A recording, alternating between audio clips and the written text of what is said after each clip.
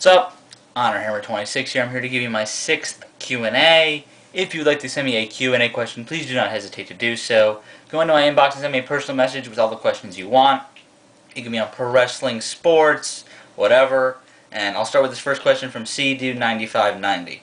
What are your thoughts on Sami Callihan? I personally find him to be atrocious. How about you? I have to agree that I do not like Sami Callihan. I don't think he's the worst thing in the world, but I do not like him at all.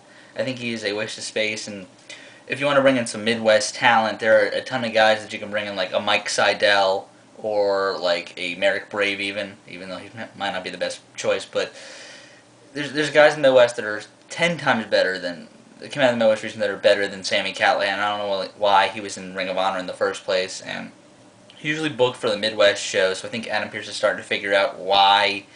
Like all the fans don't like him because he wasn't booked for the weekend in Dayton, Chicago, and he's not booked on the one coming up in St. Louis or Indianapolis. So there's that. Next from The Wrestling Hero 09. Do you think WWE is starting to rebuild the tag title and US IC divisions?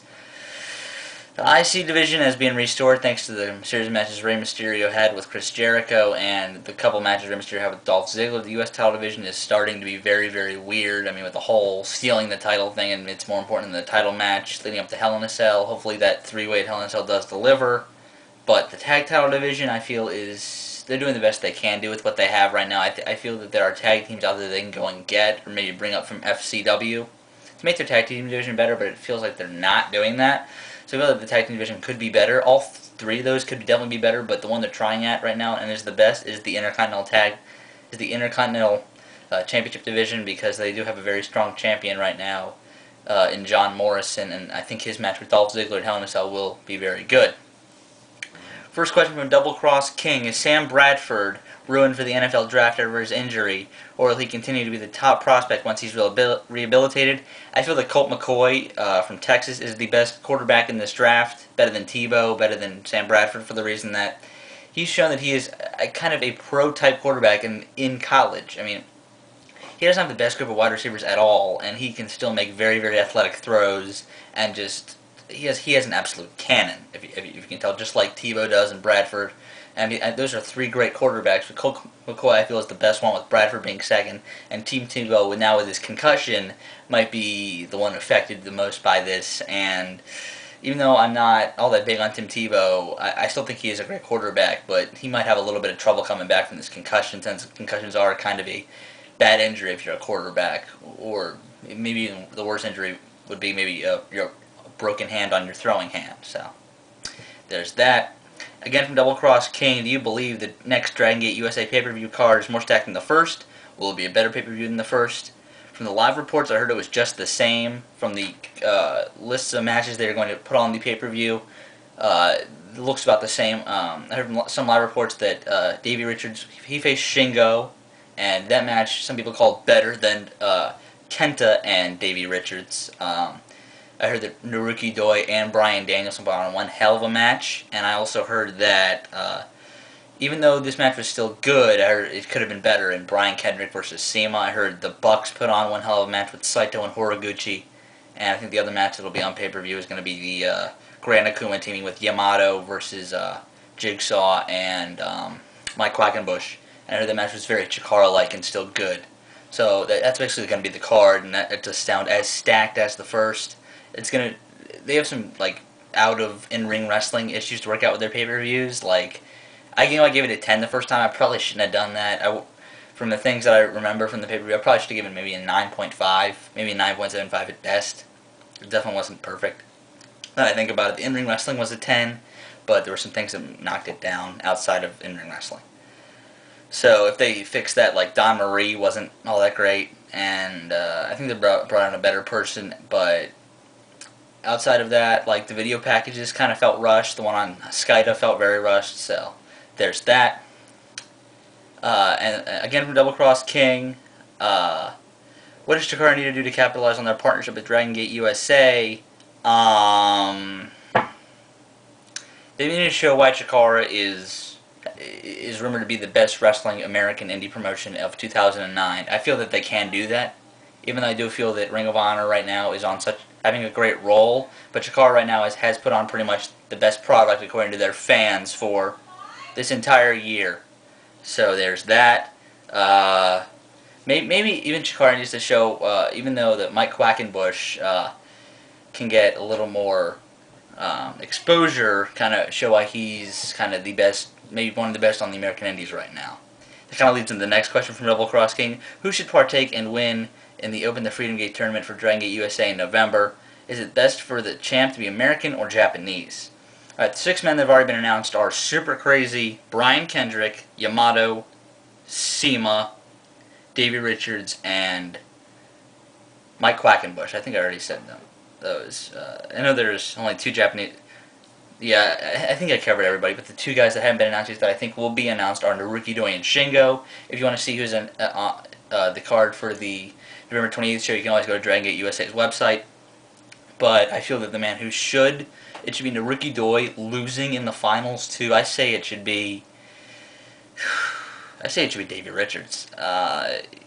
It's kind of Dragon Gate USA, but I feel maybe no. I say the first champion should be Shima actually.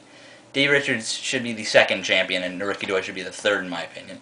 But Shima is kind of the biggest name in the Dragon Gate in USA. So, and that's kind of why they made this promotion, because Sema got the deal, he got them in Ring of Honor in the first place, and now they are in the United States tearing it up. So I feel Shima kind of should be rewarded for that, and he is kind of the ace of Dragon Gate. So having him be the champion of the United States, probably the most recognizable Dragon Gate face here, would do a great job for your company. Final question from DoubleCrossKing. What do you think of Joey Ryan in PWG and ROH? Where and how do you think he needs to be used in order to get up the ladder of the Indies? I think that he just needs to be his sleazy, heelish self. That's what got him over in PWG. That's what's getting him over in Ring of Honor. He just doesn't need to change a damn thing. It's just that when the time is right, he'll get the push to the moon in Ring of Honor. He got the push when the time was right in PWG, and he just needs to wait. I mean, Ring of Honor is kind of stacked right now. Or they're kind of looking for a way to get stacked with their main event scene again. I think Joey Ryan could be a piece of that. I think him and Claudio kind of can represent the embassy in going to the main event. And I feel that he can put on great matches with a lot of people on the roster he hasn't faced yet. Like Tyler Black, Austin Aries in a sleaze versus sleaze match I think would be awesome. Roderick Strong, just a lot of guys on the roster that he can face. So, okay, next question from Sabu TNA Forever. Thank you for the commentary match. It's on my channel if you want to see it. Which diva or knockout needs to stop acting like she knows how to wrestle? Maybe Madison Rayne. I mean, in that tag match at No Surrender, she was very, very underwhelming. Velvet Sky, I mean, she's beautiful, but she needs a little bit more of in-ring work to be kind of an all-around wrestler. I know that's not what she's going for, but that's what she kind of needs to do. Maybe in WWE. This is a person in WWE that's very overrated in my opinion. I actually think Michelle McCool is kind of overrated in my opinion. I mean, she is beautiful, but she hasn't really had a breakout match. I mean, I know her match at Night of Champions with Melina really impressed me, but besides that, she really hasn't done anything that really impressed me over the past couple of years. And I feel that maybe she should lose the Diva Women's Championship, because maybe how many people have forgotten she is the Women's Champion.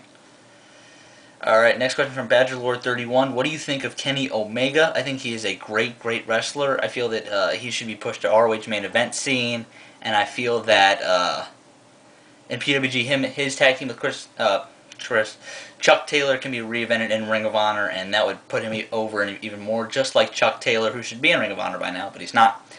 And just more stuff like that to get Kenny Omega over.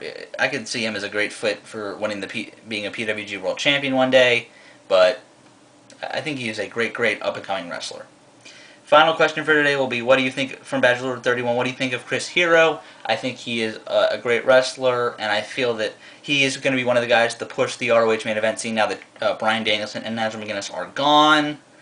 I also feel that Chris Hero is very underrated, and he hasn't done crap in Ring of Honor, or has been very underutilized, and I think they're starting to realize that, and they're going to now push him a little bit harder in the main event scene, and I'm going to be very happy to see that, because the PWG Chris Hero in ROH could be very good, and he has shown that he can work great matches in ROH, like at Never Say Die, him and Jerry Lynn.